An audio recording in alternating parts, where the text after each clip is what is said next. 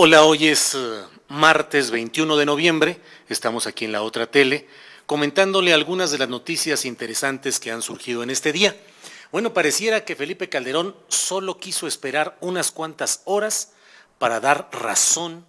a quienes el día anterior, en la toma de posesión de Andrés Manuel López Obrador como presidente legítimo según la Convención Nacional Democrática, expresaron temores, dudas muy señaladas respecto al futuro que en materia económica, política y social esperaría a México bajo el gobierno impugnado de Felipe Calderón.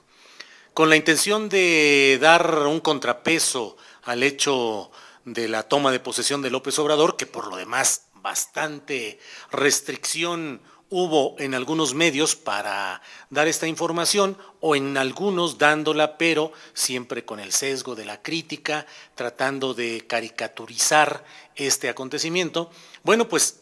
tratando de hacer un contrapeso a esa información, Felipe Calderón dio a conocer en la mañana muy temprano sus primeros 6 nombramientos en el área de política económica. Desde luego ya todo el mundo sabía que Agustín Carstens había dejado una subdirección en el Fondo Monetario Internacional para encargarse de la Secretaría de Hacienda de México, de tal manera que ese nombramiento no fue ninguna sorpresa, aunque sí una confirmación de la continuidad de las políticas neoliberales que desde la época de Miguel de la Madrid se vienen practicando en México.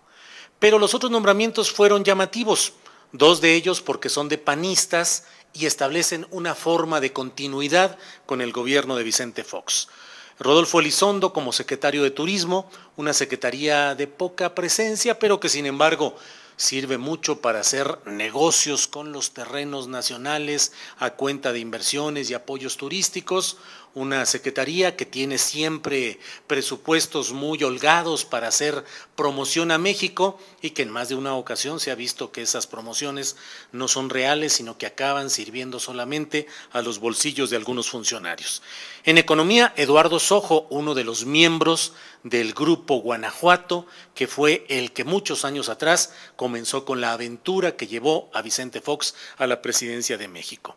Luego, en energía, Georgina Kessel, una persona realmente desconocida en el ámbito de la vida pública, aunque con cierta presencia como investigadora, y bueno, pasando de la Casa de la Moneda, donde se acuñan las monedas en México, ahora a esta Secretaría de Energía.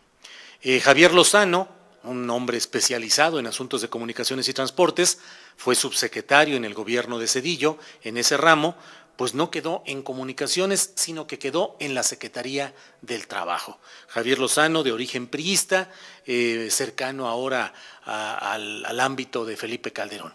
Pero la gran sorpresa, y me va a permitir usted que lo diga con estas letras, pero el verdadero peligro para México es hoy Luis Telles, el nuevo secretario de Comunicaciones y Transportes. Ya le decía yo que el personaje más conocedor de Comunicaciones y Transportes en el ámbito de Calderón era Javier Lozano, pero no se lo pudieron dar a él ese cargo, sino que se lo entregaron a Telles. Todavía hoy se puede usted asomar a la página del grupo Carlyle, del grupo estadounidense, que es un grupo con una presencia en distintos sectores, desde armamento, negocios de salud,